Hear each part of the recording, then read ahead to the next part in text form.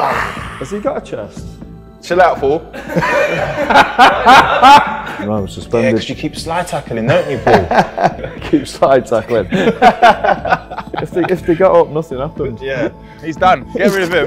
Yeah, rip him up. Get him out of here. Oh, Michael! I can tell you two are not trying to look down, but No, I can't actually. I was like that when I was playing. Oh, that's not bad. Not bad, is it? I'm struggling there. No. Struggling.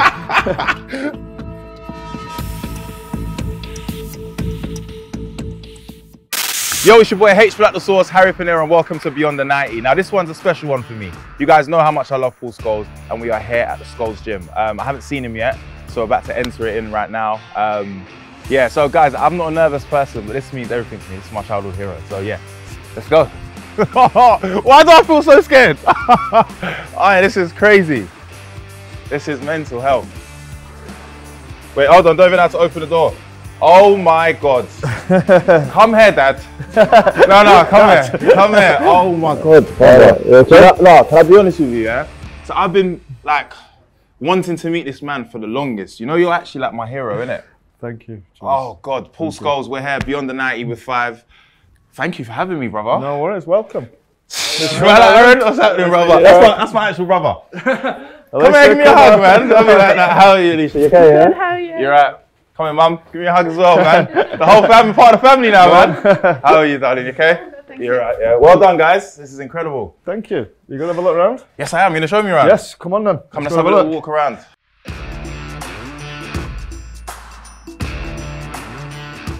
Talk to me about this. When was the idea, or how did you think about it to get it done? It was in lockdown, really. Both my kids, as we just seen in there, really keen on fitness and strength. And Leslie was a netballer, Aaron with his football. Yeah. What strikes me about you as a player as well, I speak about you being my hero as well, is because when I look at you, you don't look like an athlete, so to speak. Yeah. And I'm being with all due respect. Thanks for that. No. Thanks for that. But it's all about your mind. And I think when we speak about you a lot, we heard a lot of, I was on the train here, I was reading some stuff that some player said. Figo said that, you know, Paul Scholes was a ghost, because on the pitch you couldn't get near him, and then off the pitch you never saw him. I think I was just shy and nervous about it all, really. Yeah. I remember we used to do like media lessons when we were like 16, 17, and honestly, as soon as the camera came like this, I couldn't speak. And my voice just went. I just couldn't do it, and I didn't want to be there. And that was it, really. But you know, a lot of people do say that, but once it came towards the end of my career, MUTV came and just so you had to do. Yeah. So I mean, you don't have much choice. So I soon got used to. Well, I'm not sure I'm used to it. I don't like it now that much. Sorry, sorry, you spoiled my day. Oh, okay. But that's, I think I mentioned some of the stuff that people have said about you, is that, you know, the Xavis, the Henrys, the Zidanes, the Peps. What does that do for you now when you look back on your career, that some of the greatest players that ever played a game look up to you very highly? It's brilliant. Especially when you talk, you know, them names you mentioned. These are the proper world-class players you talk about. You know, that was Zidane. I don't know if it's proven. I don't know if he actually said it. No, it's true, Paul, man. I've been telling my friends every year. I don't know if anyone's recorded them saying it, but look, there's quotes out there. Of course, there's from Xavi, Zidane, Iniesta, Guardiola, these type of people. But yeah, look, it's so nice and gives you a bit of a boost, doesn't it? Yeah. Do you think that right now, with the way football's going right now, that if you was playing in this era, you would have probably changed the way you are with the media, or would you still be the same in terms of just being a bit laid back a bit? I don't think you get much choice now, do you? I think you have to. I think you have to be prepared for it. You have to be rounded. I think there's still shy people now. Of course there is, but the game is so different now. It's so worldwide, and all the social media stuff. I don't think you can get away with much, can you? Now you can't get away with anything. So I think it has to be a little bit different. Yeah. So I'm looking back at your career. You started off as a striker, which a lot of people don't know. You was number 10 for United when you first started. Number 9, number 10. Number 9. Yeah. Was that a dream of yours to be a striker, or did it change as time went on because you were such a player? You could play that could play in any positions, really. Yeah, I was desperate to be a striker. I love scoring goals. Yeah. Absolutely love scoring goals for this under 16s. So I'd say under 17s. The first game I ever played, actually, you used to have an A and a B team, which was, I think it was under 18s at the time. Yeah. But I was still in school at my last year at school. I actually played left back. No way. You was left back. Nobby Styles. Him as left back. Yeah. Okay. Nobby Styles was man of the team. Yeah. And he played me left back against Liverpool away at Liverpool's training ground. And Yeah. do you know what? I enjoyed it. I wanted to play anyway, but Yeah. I love scoring goals. Yeah. I wanted to be centre forward. I wanted to win games. And so the transition for you to then be a midfield midfield player, how did that happen? What did Alex say to you? Was there any like conversations about moving you around? It wasn't Sir Alex really. It was Eric Harrison. Okay. Yeah, the youth team coach. I remember you used to go for meetings once a month just to see how you're progressing and stuff. Probably do the same thing now. And he said, I know you're playing centre forward, I know you're doing okay, I know you're scoring goals, but one day you'll be a central midfield player. And when you look at me, as you said before, I'm never an athlete. And I think as a centre midfield player, you've got to be an athlete. I never was. And probably more so in today's game, you have to be an athlete. But he saw that vision for me. And he was right. So I moved all over the place, really. I was a number 10, playing in the first team when I first got in, and gradually went back. Played a little bit on the left-hand side as well when Giggsy was injured a bit. Yeah. Not obviously as a flying winger. Yeah. That's not going to happen. But more of a central midfield player. And I had an eye for goal as well. Obviously, we're going to talk more about football and stuff, but we are at this amazing gym, and I don't feel like you're able to show me what to do because you said you're injured and stuff. So I bought my twin brother, Aaron, come through to it. Show me some stuff that I need to learn because I'm working big on my chest. Like, I'm trying to. We've got a chest press over here. Come and show me, and you can come in Paul as well. I'll come show have a some look. of the technique as well. Yeah, I'll come and judge you. All right, I'm taking off now. No, leave the 20s on. Go on. No, I'll dash it. I'll dash it. 60, that should be all right. So, you're going to get down here. All right. You're going to press up. There we go. And then nice and slow, control it down. And then back up.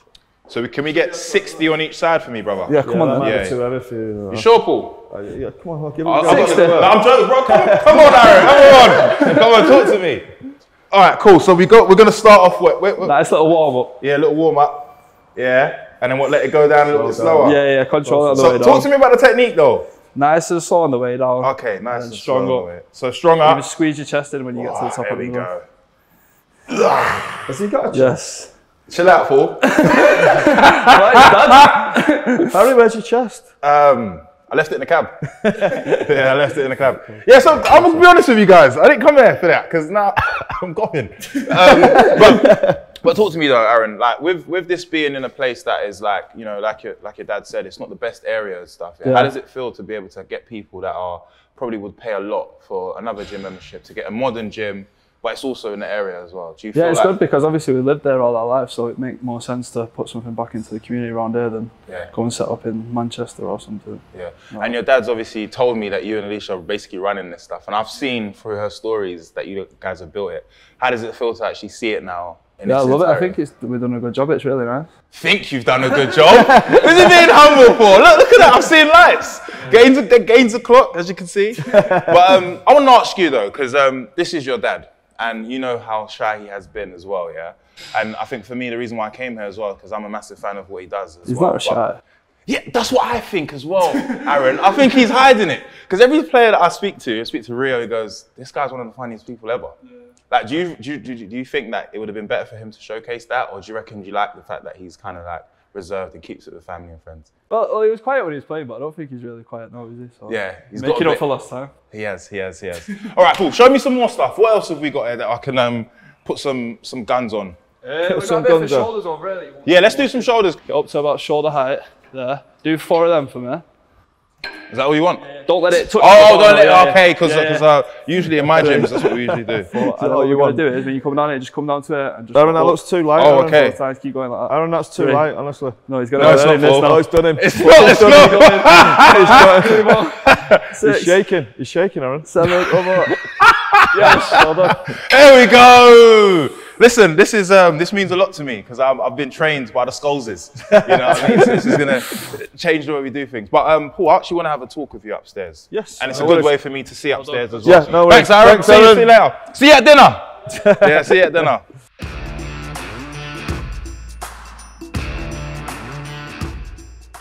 So, class of 92, arguably the most talented group of players to come through England. Being part of that as well and seeing the trajectory that you guys had. What was it like early stages of actually knowing that, you know, you're going to be put into the first team with a manager that really trusted you as well? Yeah. How was that whole situation for you guys? Obviously, there wasn't just the 5 or 6 of us. There was a squad of 15 or 16 that probably could have got into most teams. And as you said there, I think the most important thing was you had a coach who believed in, you had a manager, sorry, that believed in young players. But I think the whole club was like that, from Eric Harrison through to Brian Kidd, who brought us to the club. Originally, Nobby Stiles, they were obsessed with youth team players because it was a big part of the history. You think of the Busby Bames and all that stuff. And that was something that this manager wanted to carry on. And he trusted. You think of the players that he got rid of, to make room for us. You're thinking Mark Hughes, Andrei Kanchelskis, Paul Ince. Yeah, you kicked him out. Oh, no, I didn't kick him out. No. Did you kick those? No. Brian Robson's obviously coming to the end of his career as well. So, yeah, just to be given that trust and belief that you can go on and replace them. And there's no divine right that you're going to do that. You have to get a little bit lucky with it as well. But the manager had faith in us, and thankfully we repaid him. And your first game for United, starting, putting on that jersey, what was that feeling like? And I'm sure that, when you was growing up, you probably wished and dreamed that this was going to happen. But what was that first experience like? Yeah, look, when you're a kid, I think we all wish and dream. I'm sure everyone does wish and dreams are going to play for Man United. I certainly did, but you never really think it's going to happen. And then you go in as full time at 16, 17, 18, and then it prepares you for it really. It's not as the high as you think it is really, because you've been in and around players, you've been training all the time, you know what's expected of you. But to play a game, I was nervous, don't get me wrong. And I always like to be nervous. I see some players now, we did a Q&A once with Nicky and Ryan. They said they never got nervous before games, and I didn't like that. I wanted to feel a bit nervous. I'm playing for Man United, I'm playing in front of 75,000 or some big away games where you have to win all the time. So I always felt being nervous helped me a little bit, but look, to play for Man United was just a dream. If I'd have just done it one time, I'd have been happy. I'd have been so happy. Yeah. But then you said that you was nervous and stuff, but it didn't show in your performances. Did you ever get to a stage where it was like, I'm meant to be here, this is normality? Always felt nervous? I always felt nervous. Playing at 38 years of age, still. I never felt I deserved to be there. I think once you start to think that you deserve to be there and you should be there and that's my place, that's when I think you can get a little bit complacent. And I never wanted to do that. I never wanted to take the eye off the ball. I always wanted to have pressure on myself to perform, to make sure I stay in the team every day. Now look, you go through spells in your career, but it doesn't happen. And then it's up to you to try and fight back and make sure you get your place back, because you're at Man United, you're the best club in the world. So there's always going to be competition there, do you know what I mean? So, watching you, I didn't think there was any competition. Like, was, I know that there was players, like Nicky Butt that was in your position. Carrick joined a bit later as well, and you guys formed a great partnership. But I just always felt like you was a mainstay part of that team. And I think a big indication for that was when you, quote unquote, retired and you came back. I'll never forget, it was a game, I think, against Southampton, where Van Persie scored a hat-trick. Yeah. And you came on half-time.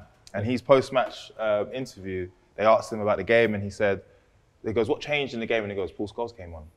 Like, did you feel like when you came on, your job was to keep the ball and just keep the ball ticking and so on and so forth and create chances? At different stages of my career, yeah. That was definitely a time when, there was players that come to the club when you're 35, 36 or 37, 38 as it was.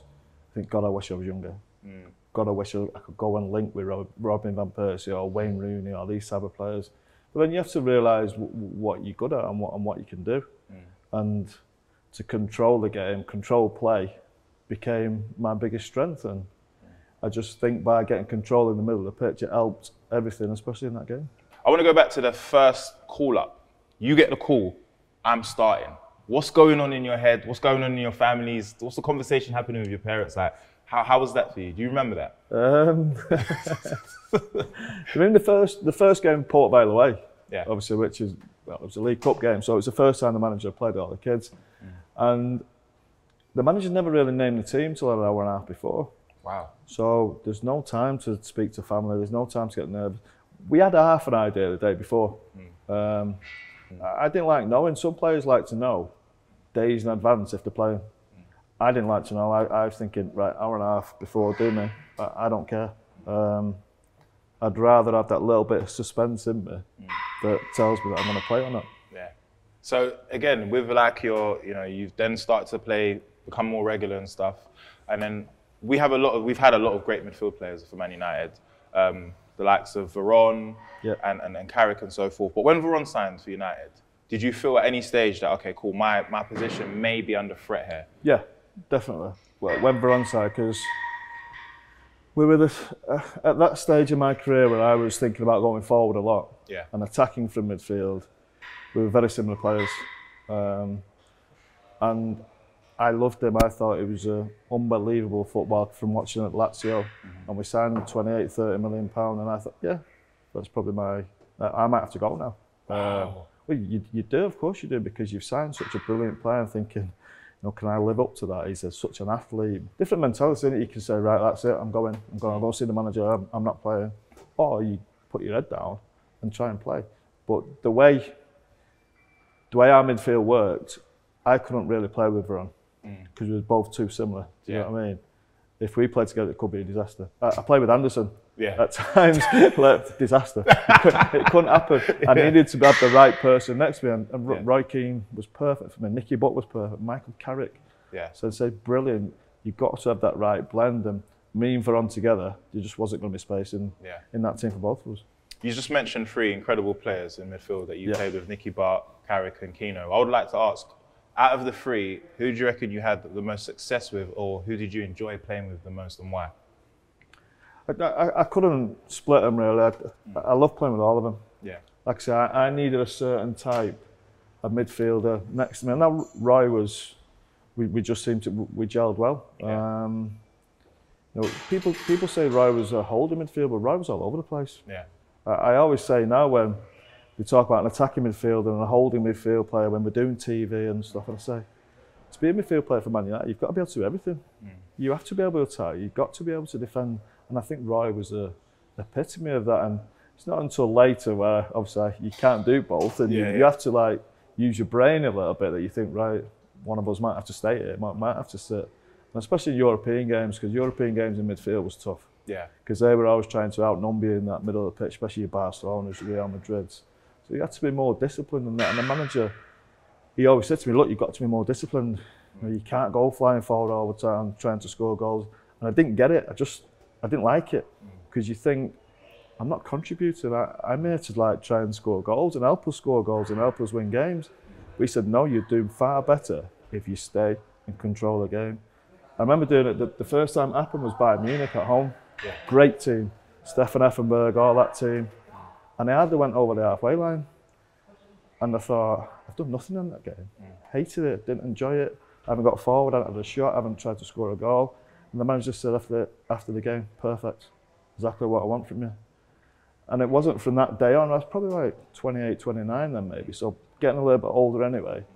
And it was then that I realised that there is a place in the team for you as you get older, and playing a different style of football, which I probably changed the way I played 3 or 4 times throughout my career. And I'd say from 30 onwards, became really enjoyable. So in terms of balance and perfect partners and stuff, you for England, you potentially would have been playing with Gaza, if not for him not being able to make the squad and stuff. And I remember England were playing with a 3-5-2 with Glenn Hoddle. That system, how did you find yourself being, because they had to play you, and I think you were such a good player that you ended up playing on the left and stuff. What was that situation like for you in terms of, did you feel comfortable playing in those positions, or was it like, I just want to represent England, so I'll play anywhere? Well, whatever team I played for, I'd play anywhere, whether it was England or not. There was some, with Hoddle, I did really enjoy it. That was when I first came into the squad. He saw me as,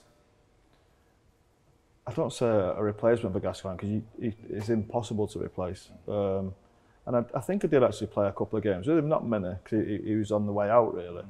But again, probably similar to that Veron thing, I probably couldn't have played in the same team as him, if you know what I mean. Although with different players a little bit with Gascoigne, because he was a magician, of course he was. But I never really liked playing a 3 midfield, if I'm honest with you. Even towards the end of my career, I didn't like it, because I was just used to a 2 all the time. I could feed off Roy, or I could feed off Nicky, or Michael Carrick again. I never ever got used to it. I always felt when you play 3 midfield, it became a little bit tippy-tappy, you know, like little 5-yard passes, 10-yard passes, almost the way, I'm not going to say Barcelona, well, I am going to say Barcelona, but it was nowhere near as good as that. Yeah. And I always felt it ruined what I liked to, which was pass the ball forward and run forward and pass the ball wide and get in the box. And I always felt the three midfield was a little bit too congested. I didn't really like it. But it's very important you play with it. I think it's quite important for me who I played with. Yeah. As I said, I was lucky to have the best partners, and not just them partners. There was also forward players we had. Yeah. The forward players were sensational. The wide players were Ryan Giggs, David Beckham, Cristiano coming. You think of the 4 forwards we had: Sheringham, Solskjaer, Cole, York. Yeah. Later on, you've got Van Nistelrooy, you got Wayne Rooney, Carlos Tevez.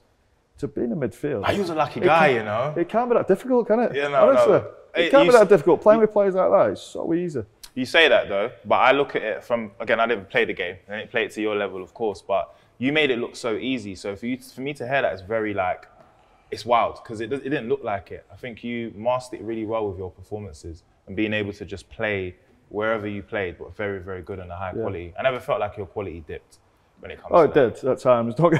It definitely did. Of course, there were times in your career when you're not having a good time, but as we mentioned before downstairs about me being an athlete, I am the last person you'd ever, as you know by looking at me. I could tell you to not trying to look down. But no, I can't actually go. I was like that when I was playing. But I was never ever an athlete, so I had to have something else. I had to have a brain. I had to be clever. I had to be wise about how to get space, how to make space, where to pass the ball. I had to have that in the game, because if I didn't have that, I had nothing. I'll be honest, Paul, I've just done, as you can see, 140 minutes. So I think like it's only right. We go to the bikes, legs and stuff, you know what I mean? Yeah. Do you know, I'm surprised. There's so much space here, you know? Yeah. So much space. This is good for me though, because it's got the little... This is hard, this. Have you done this? Yeah. Oh, it's hard, isn't it? The assault bike, so I'm not going to do it. I'm just going to watch it. Yeah, no, you just have a little seat on it. So one thing I like about this gym, Paul, is that there's a lot of, you know, machines here that probably you never used, ever. Would you ever like, did you like the bike? Is there anything in the gym that you was like, I like this, I don't mind it? If there was a football there, yeah. I play a bit of two-touch. Yeah. We were footballers, remember? Yeah, of course. That's what I used to say to everyone who's going to the gym. You're here to play football. Yeah. It's only right that we speak about probably the most monumental part of your career, which was the treble. And the team was very, very young. I think he was around 25 at the time as well.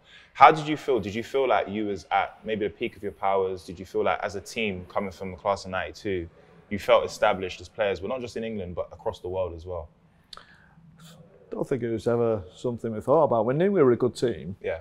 Don't get me wrong, and there was a group of lads together, all around the same age. As you said, 25, 26, 27. There's obviously still a bit of experience in the team. You think of Peter Schmeichel was in the team, obviously. But to grow up in that team was just, it was special. And people always say, you know, what was the best team you played at? I always say that team.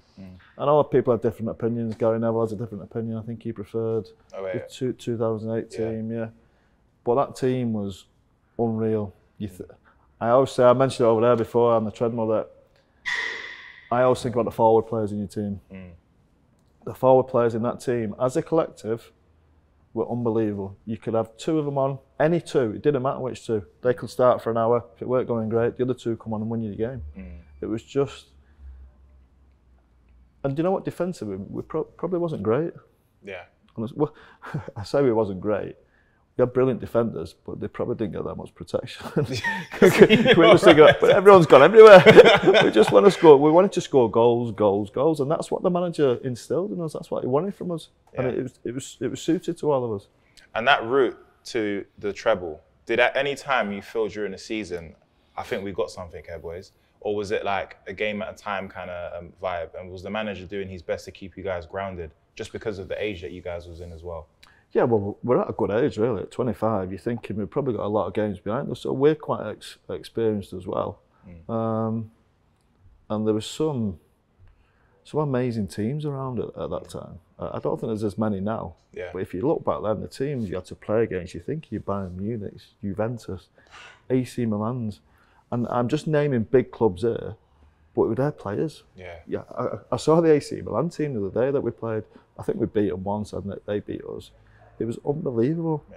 the Real Madrid team, Real Madrid team we played against, the Galacticos, is unbelievable teams. I'll never forget R9, what he did at Old Trafford. Oh, sensation! R9. There was Figo. There was Raul.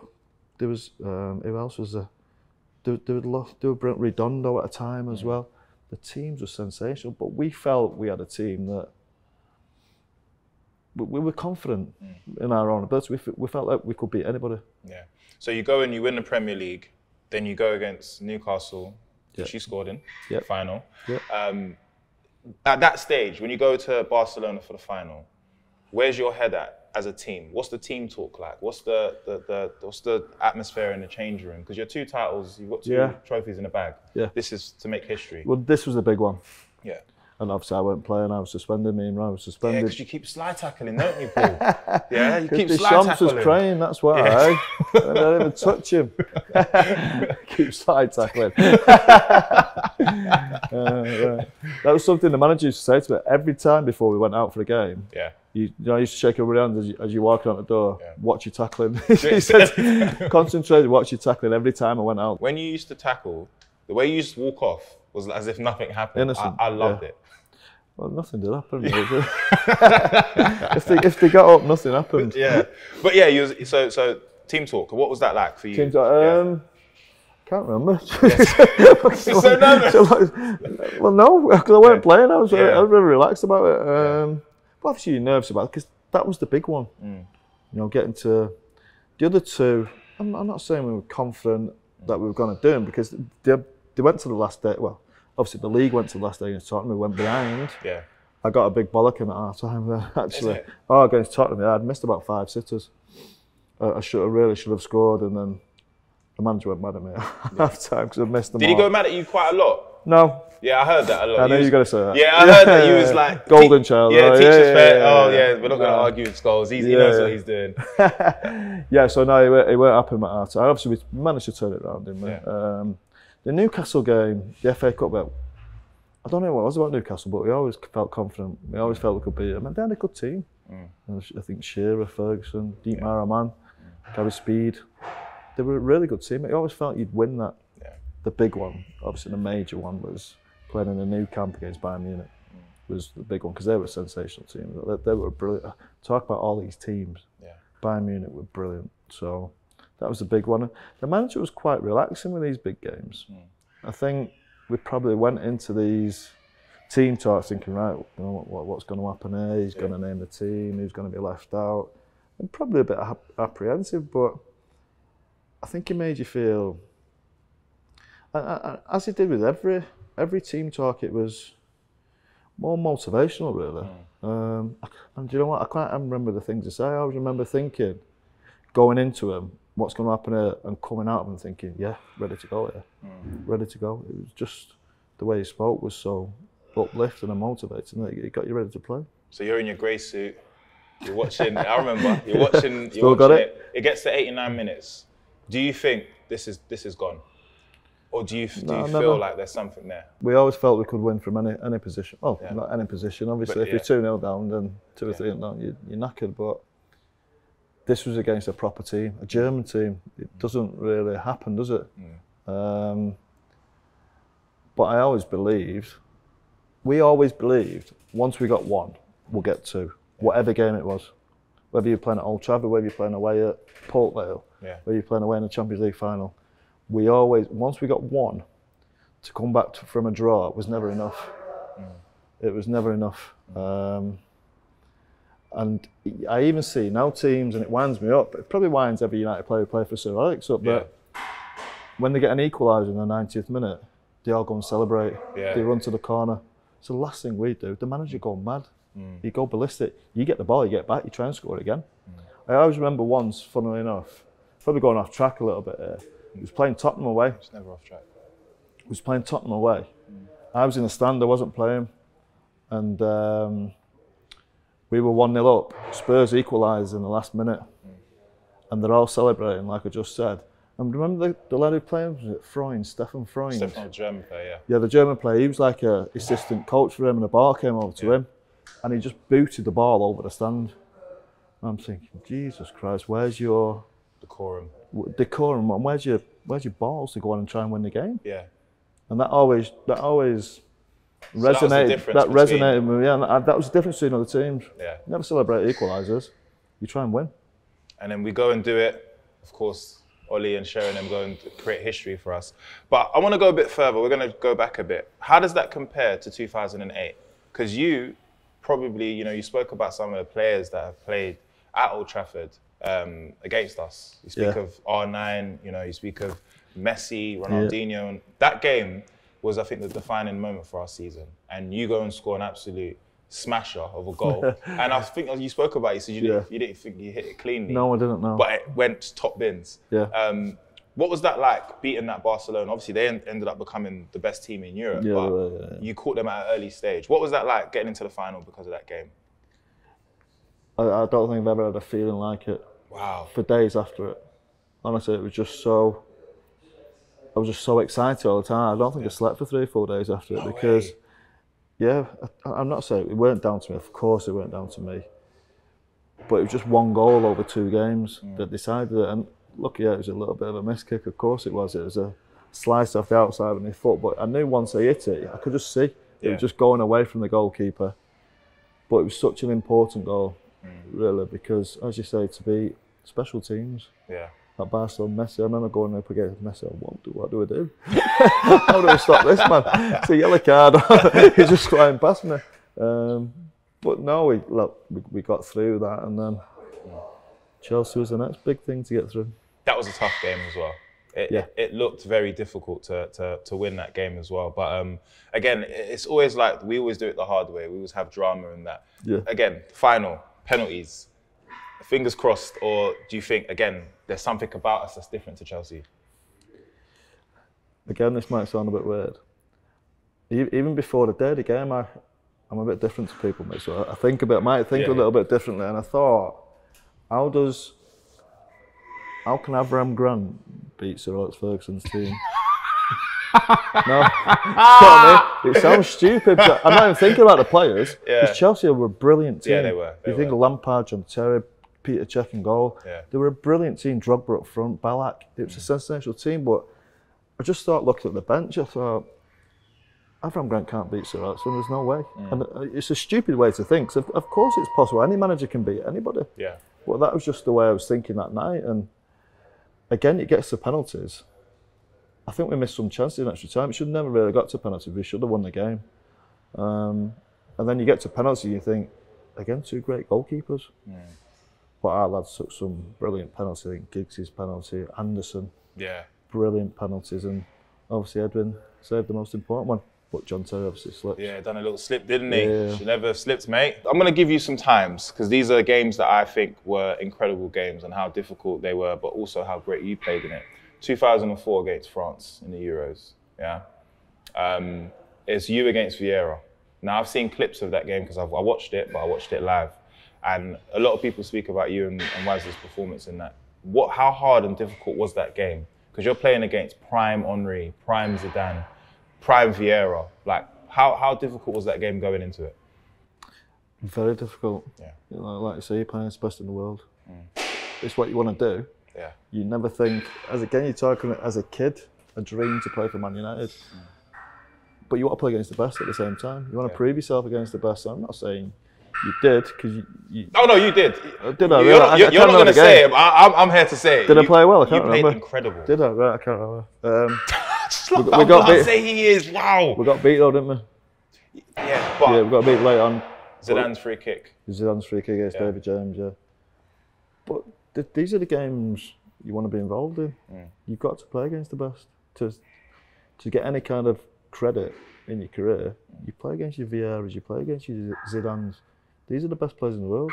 Then Barcelona teams, Real Madrid teams, AC Milan teams have said, if Manchester United want to be the best and you play for Man United, you have to be as good as them, or try and be as good as them. How good was Zinedine Zidane? Because it's you two for me. My best favourite players. It's you and Zidane. I'm not just saying that because you're here, but how good was Zidane? Oh, the best. One of the very best that's played the game. Yeah. Silky. People don't give him credit for what an athlete he was, really. You talk about me not being an athlete. He was totally opposite, and he was big, he was strong, he was physical, control the ball with either foot, great pass of the ball, great goal scorer, header. He could do absolutely everything as a midfield player. It was something you didn't want to play against, because I wanted to play against the best, but if you could have avoided, you would have done. But again, for me, it wasn't really about playing against people, because I was different. My game was in my head, rather than having to be physical against someone, or having to try and beat somebody with a trick. It wasn't me. I had to find a way of getting space in my head so I can beat someone with a 1-2 or something. That's the way I had to play the game. So I never really worried about any opponent, and I didn't worry about Vieira. And even though they were man mountains and physically and athletically stronger than me, it was up to me to find a way to beat them. I tried to do it. We actually ended up winning the game. It was 4-3 against Real Madrid. Beckham's last European game for United against Real Madrid, and obviously R9 scored a hat-trick. Yeah. Watching R9 play, and I wouldn't even say that was his prime. I think that was towards the end of his prime. It was 03, 04, so he'd already won the World Cup with Brazil, but he got a standing ovation and scored 3 absolute crazy goals. Was there any stopping Ronaldo? I think Fabian could have saved one of them. Yeah, was it Fabian? Honestly, yeah. Do you want an post? He could have saved that. Yeah. This could have been so different, this chat. Yeah. But no, look, he was. I'm not going to say I liked it, but you have to look back and admire the standing ovation. Yeah. No, because I think people in Manchester they're knowledgeable about football. Yeah. So they understand when they've seen. And it is a bit of greatness, isn't it? You think of a Real Madrid team coming to, what round was it, quarter-final, semi-final? Yeah, I don't know. Yeah. Quarter-final, coming to a place like Old Trafford against a big team, in a massive club as well, and producing something like that, it's special. Yeah. And it's not something we liked. Yeah. Don't get me wrong, but I admire the fans for the way they were. And that Real Madrid team was very good, but we felt we could compete with them. Yeah, I didn't think I think Ronaldo was the difference. That's when I looked at that, I felt. Yeah, he has to be. Yeah, and Figo as well. But they had some great players as well. Don't get me wrong, they weren't just them. All right, Paul. I think we've done enough of sitting down. I'm kind of getting a stitch from doing nothing. But I actually, this is your gym. I want you to show me how do some triceps and stuff. Have I got some? Oh, there you go. Oh, there you go. Look at that. Here you go. Come, let's have a little go here. Talk to me. How does this work? Right, let me just look at the diagram. Yeah. Right, it's a bit of this. Yeah. Elbows in. Elbows in. I'm making this up, Yeah, he's making it up as we go along. Oh, there we go. So what you want to do? Yeah, what you want to do is zoom in on that. Yeah, have a look at that. There we go. And that's Manchester Oldham red solid. Yeah, there you go. It's a rock. It's a rock. It's a rock. Yeah, let me have a little go as well. So they're going to finish now. Yeah, cool. All right. So cool. Have you got the technique? Yeah, tuck your shoulders in. Have you got anything there though? Oh, that's not bad. Not bad, is it? I'm struggling there. No! Struggling. I'm trying. You want a bit lighter, Harry? Look, I mean, I just had a son, so you know how it goes. It takes out. It takes all out of me. I can see that. Yeah. The belly and stuff like that as well. Yeah. But I want to sit down with you and talk about United now. Yeah. So let's go and find a nice place where we can sit down and have a level conversation. Actually, do you know what would be good? Let's sit here. Go on, Paul, let's have a little seat, if you don't mind being close to me. Yeah, no worries, Paul. Give you a hug again. I'm milking it. So, currently, in this United team right now, or in general, just in the way the game's going right now, where would you see yourself playing? And what type of role would you be playing if you was playing in today's game? I like being a number 10. In fact, I love being a number 10. Trying to make the team tick and the team play.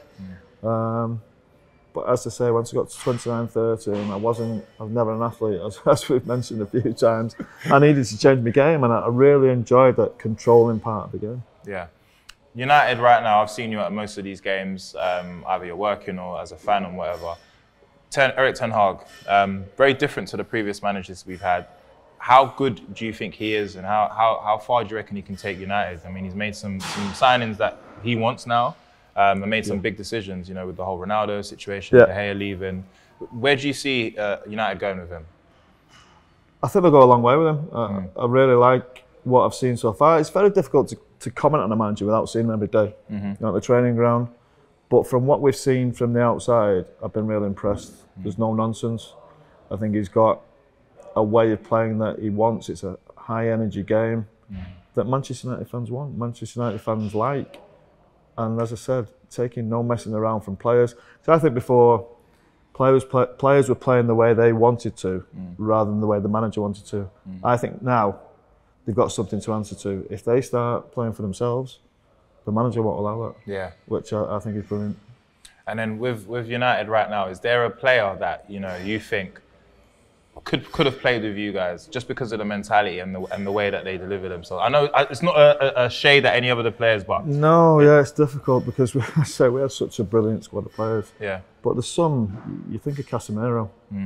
But once he came to that team last year, there was a huge difference. And the experience he had from Real Madrid is winning trophy after trophy in the best team. How it took so long for him to get in the team, I'll never know. But he's in there now. Look, I don't know if some of them players could have played in our team. Marcus obviously was brilliant. I don't know. It's very difficult to say, but I'm impressed, and I think this year we can get better. So do I. I hope we can. You know what I love? When I watch you, and United, before when we was losing and the coverage comes back to you, I could see in your face you was fuming. Yeah, I was, and I can't hide it. I love that. That's what I love. When you're, well, I never thought I'd ever do TV stuff, and Gary never asked to do that Sky thing, and after I did that, I think because the more critical you are, people like it, but I hated it. I hated reading it the day after, still do now. And it annoys you, of course, because you want the team to be doing well. It seems from whenever I did it, and every game I did, they weren't playing very well. But now I think for the first time with Ten Hag, I'm starting to enjoy watching them play again. There are times, obviously they've had some difficult results this year, but I'm starting to enjoy it more, and I think the future's looking bright. All right, talking about the best players in the world right now. Currently, there's a new group of players across the world who are doing really, really well for themselves. But who do you reckon is the best in the world and will be a future Ballon d'Or winner? It has to be Mbappe. I know it's not an original answer, but I just wonder, can he do it while he's playing for PSG? I'm not sure he can. They look to be getting a little bit worse, if anything. The club looks a little bit of a mess. He has to go. If he goes to Real Madrid, I think he'll do it. But then there's other players. You think of Jude Bellingham going to Real Madrid. What a player. There's obviously people at City. Haaland, De Bruyne. I thought Gundogan last year, I thought he was, towards the end of the season, the last 3 or 4 months, he was unplayable. He was brilliant. I'm actually happy to see him gone. Yeah, we are. Need a few of them gone. The whole team gone. You know what I mean? But my last question for you would be about this anyway, about current football right now is, where do you see the likes of like Marcus Rashford, the likes of Bruno Fernandes, and obviously now being a captain? Do you see them as leaders now? Do you think that it's important for them now to take it beyond just the pitch and start to be leaders? I know when Harry lost his captaincy the other day, people talk about Marcus, but I never saw that. He looks a very quiet person to me. Look, I don't know him in the dressing room, but he wouldn't be someone who strikes me as being a captain. Whereas Bruno's done it, hasn't he? And I think now for the first time, there's quite a few leaders in the team. You think of the experience they've got, that the manager's brought in. You've got Veron, World Cup winner, Real Madrid, Casemiro. All of a sudden, there's 3 or 4 players in that team who are capable of being captain. I think Bruno's probably the right choice because he seems to be the one that they all look up to, and he's done a fantastic job when he has been captain, and he looks a leader. You know, he's the one that's always having a go. He's always trying to rally his team, and I think it's a great choice. Guys, I know you're probably watching this thinking, why am I so close to him? Yeah, look, it's my dad. So what we're going to do is we're going to go outside because you've got an amazing, beautiful view out there. So let's go have a little look at that, yeah? Thank you. I'm not sure it's a beautiful view. Yeah, no, it is. We've done all the machines and stuff. I feel a bit swole. You've got this amazing outdoor area here. I've actually got a little video I want to show you, but I think it's only right I show you in the space because then I can feel like Paul Scholes. So I don't think you know, but a lot of people in London, they call me the Black Paul Scholes. Yeah. So I had heard that. I thought. You've heard it? Okay, so it's travelled up here then, has it? It's travelled to Oldham. Okay, cool. Let's go and.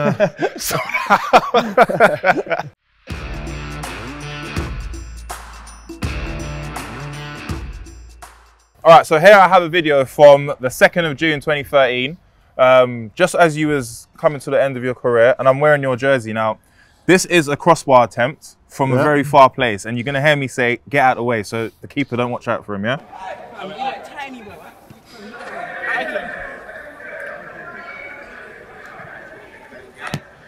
Oh. That's not bad. That's not bad, isn't it? That's not bad. All right, so are you... Who's the number 12 on your back there? No, number 22. Oh, no, is it 22? Yeah, oh, that's what, come on. Sorry. Scholes, come on now. Sorry, all right, so right, I've got these targets here. Players you've all played with, right? Yep. One thing I want to ask you, actually, did you work on your natural ability, or was it something that was just genuinely, you just woke up one day and you was like, I could kick a ball properly? I think it's a bit of both. Yeah. I think watching people. Yeah. I was watching all the time, like any type of football that's on TV. Yeah. Anybody I could watch, learning technique. I don't get it how people can't kick a ball, but a lot of people can't kick a ball. Yeah. You know Well, you might say that after. You might show me now. Yeah, you might show me. All right, cool. So you give me a focus. Focus, all right. Who are you going for? You tell me and I'll go for it. Well, Peter Crouch played for Liverpool. Peter Crouch. So this one is called Forget Pressure. And it goes a bit like this. Oh! It's a good effort. It's not far away. So right, look at the target. Look at it. Right, now down the ball, you know where the target is. Cap! Come on! Oh, I can't see your membership.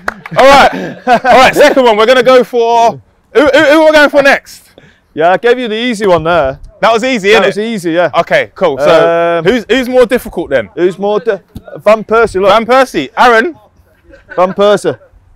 So that's the most I've seen Van Persie move, by the way. Yeah.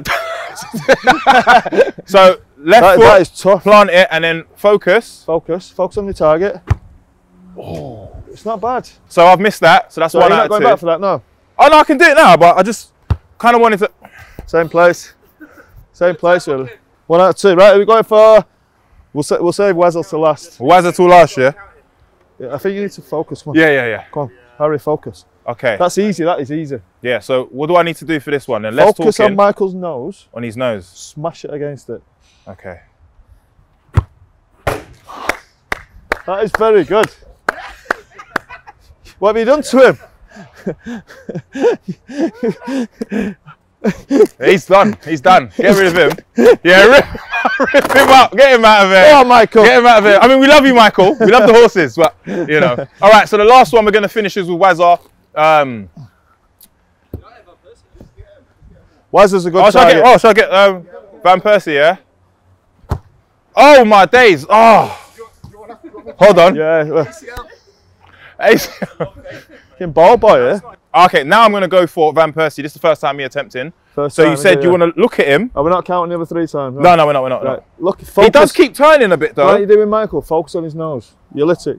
That's why I keep moving. You need to come to the left a bit. Remember, you keep going right. So left. Left. All right, it's not happening. You're going the same place every time. Paul, but you're not giving me. Do you know what it is? Watch out! Adjust your foot. So adjust my foot, yeah. So either adjust your foot or the way you're aiming.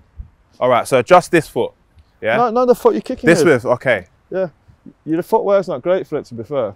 This is what I'm thinking. Prepared. So, yes, there we go, and it's all about trying hard. And then we're just going to finish it off with a young little Wazza, and really one of the best players to play for Man United. You've got a crowd there as well, now. Yeah. You know what? Making him nervous. All right, can we do some claps? Yeah, there we go. Okay, there we go. Wazza. No way. Love you to bit. Oh! Do it again. Do it again. We need more claps though, guys. This is first time. If I get this right, everyone gets a 3-year membership. Whoa! Okay. Good day. All right. And this is how we're going to end it. Come on, Wazza. Oh! You got under it a bit. You get under it. All right. I got under it a bit, yeah? I tell you, I don't think you're focusing. Yeah, I wasn't. You're playing to the crowd a bit. Yeah, I am. I'm being like one of those, like Ronaldo, innit? Yeah. Little. What do you mean? I haven't got space. There we go. I think he's nervous with the crowd. Oh. I'll leave it with that. That's 3 out of 4. And obviously Paul Scholes' advice. But obviously the thing is, with Paul's not playing anymore, so he's the advice is a bit, you know what I mean? But how do you think I did out of 10? You did okay. Okay. Out of 10, 7? 7. Does that be fair? That's fair. That's fair. That, yeah, I'll take 7. And then in terms of me and you playing in midfield, how do you reckon that would work? I think it'd work. I need an athlete next to me. I mean, I didn't ask him to say this. I don't want you to pass the ball, just be an athlete. No. You go and tackle people, give me the ball. I've actually got something I want to do on camera. So I've got 2 shirts, yeah? Right. My parents actually, for my birthday, I did ask them to get me a Paul Scholes signed shirt, and they did get it for me, yeah? But it didn't feel like it came from you. Right, so I've got 2 shirts. Now, one of them, I'll start off with this one. Oh, what a shirt. What a shirt. This is 1999. Yeah. Does this feel like... This feels real. Yeah, this is a proper team, isn't it? Proper team. Proper team. Proper players. Proper team, proper So players. I want a personalised message on there. Not a problem. Yeah, from yourself. And we're going to do this live. Right on the stuff here. Wherever you want to put it. Oh my God. Wow.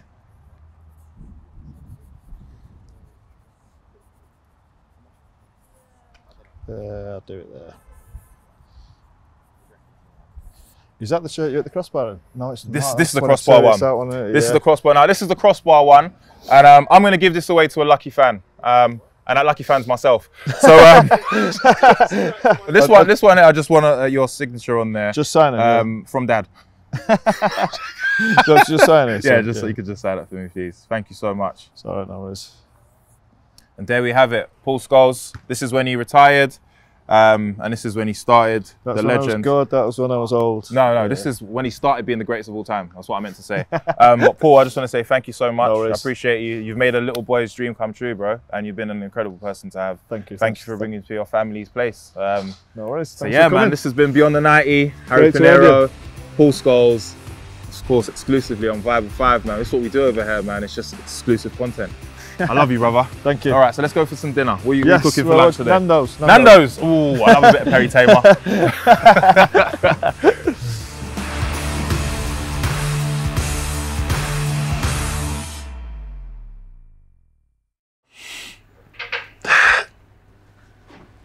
Oh, sorry guys. Yeah, well, that has been Beyond the 90 with Paul Scholes at the Scholes Gym. Obviously, I've got my signed jersey, handwritten by the man himself. If you guys enjoy this episode, let us know in the comments. But make sure you like, comment, and subscribe. It's, of course, the greatest channel on earth, 5. But yeah, I think I'm going to wear this to the day I die. So yeah, guys, you can go away now.